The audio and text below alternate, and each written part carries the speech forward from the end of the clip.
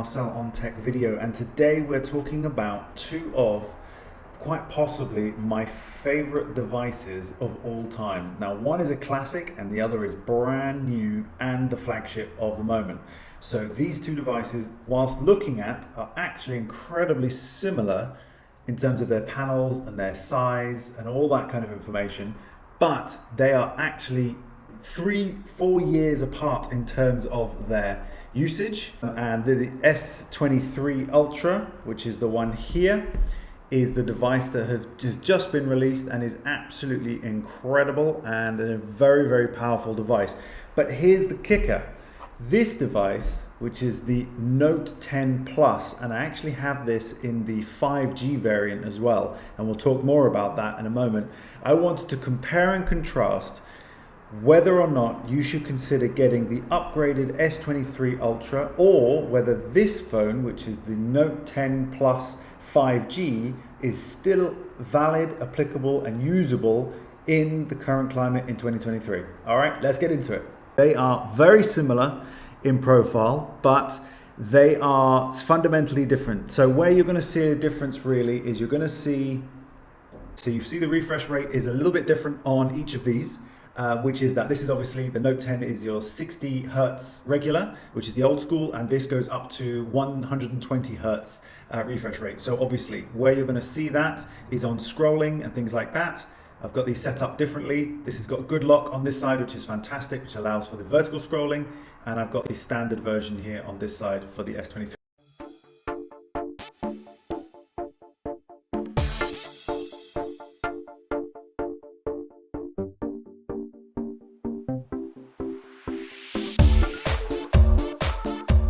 Current daily driver, but I've been sporting variations of the Note 10 for the last 2 years, and it has been absolutely brilliant. I just got hold of this Note 10 5G. I've skinned it already. I've put a little bit of a leather back on it so that it can be more grippy, which I really like, because whilst I love the matte black on this, which is there's much more reflective on the notes, on this S23 Ultra, it's a matte black finish, which is really nice, and I really like this lavender version as well. It's really, really nice.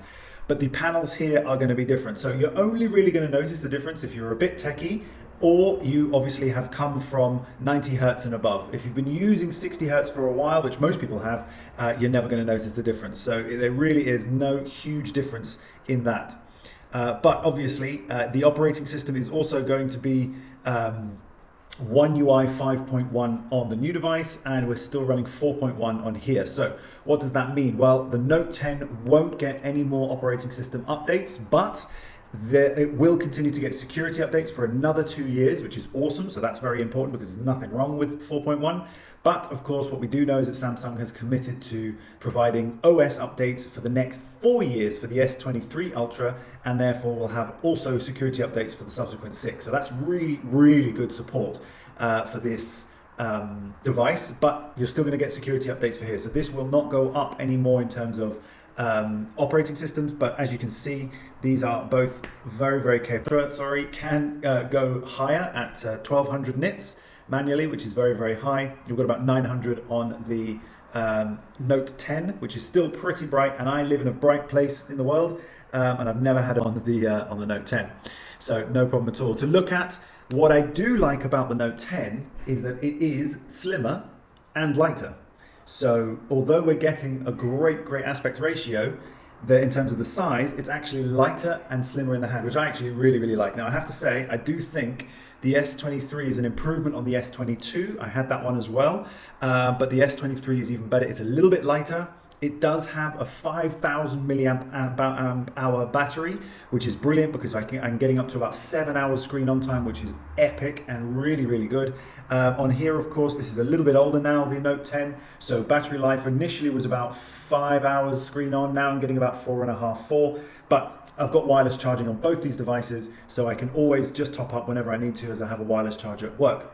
So absolutely brilliant in that regard, and disparity is minimal as well. Now, where you are going to see the differences really exist in the camera. So the cameras on these devices are a world apart, and the generational aspect of this really is profound. So you've obviously got 3 sensors here, where you're going to have the 12 megapixel, and you've got a wide angle lens as well. You've also got a time of flight camera there as well, which does create for better portrait shots. However, one of the problems that the Note 10 always suffered from was focus, particularly at closer range. So the vulnerability of this phone is on photos and video at close range. It's pretty bad at finding focus, and that's quite annoying sometimes. However, on main videos, using the main camera or high definition, you've got 4K recording on this device as well.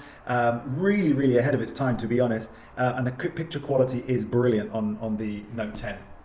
But for me, obviously, the world's very best, I feel, better than iPhone, better than anything else, is this phone right here. Now, the S23 Ultra has got a 200 megapixel sensor, which is just crazy. It's got the 5 cameras here. You're going to be able to record in 8K should you want to, which is just ridiculous. And the quality is pretty good as well. So anything you want to do, whether it be photography, whether it be videography, this is your go-to phone. This is going to handle it amazingly well, and it will not let you down. Definitely going to be a fantastic device for the videography and photography capabilities, but of course you're now dealing with a price range of 13 to 1500 euros, where you've got the 256. Now, this is again where there is a difference in memory. So the Note 10 actually has this one in particular has the Note 10 5G, has 512 gigabytes of internal storage, which is crazy, really handy, plus expandable up to 1 terabyte.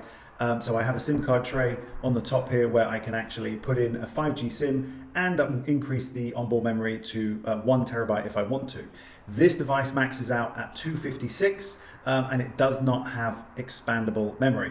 I do have dual SIM on this device, but I do not have expandable memory. So again, massively ahead of its time with regard to the Note 10 5G, hugely variable memory as well. So that is a massive, massive bonus as well. So in the real world, what is the difference? Well, fundamentally, obviously, you're going to get software differences over time, particularly as the S23 streaks ahead of the Note in terms of operating systems with Android and Samsung One UI. But other than that, you are very rarely going to notice the difference. I mean, obviously the screen quality is brilliant, the viewing angles is exceptional.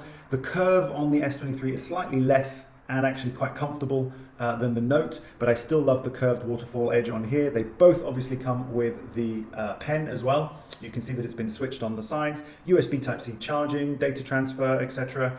Obviously, this is going to come with much faster UFS RAM as well, so it really is a very, very powerful phone.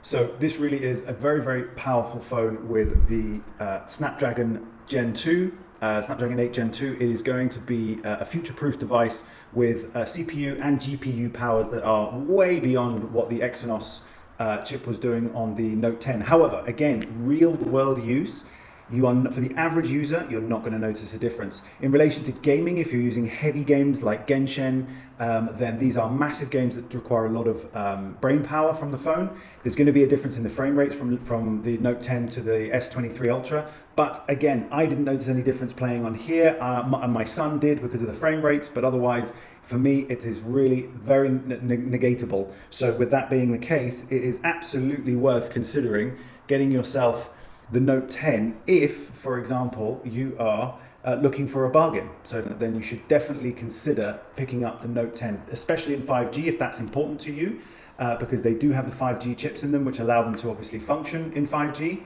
But where I live, 5G isn't particularly prominent, so I don't really need it. But it is absolutely fantastic. Obviously, 5G is going to work across both these brands, or no limit on your money, should I say. Then you're definitely going to want to pick up this phone. This S23 Ultra really is, for me, the best phone in the world at the moment. So you cannot go wrong. Otherwise, I hope you got some value from what I've mentioned here. I hope that's helped you made a choice. If so, put a comment below. If you're using either one of these devices, I'd love to know what you love about it. And please do share freely. Okay, see you again in the next one. Peace out.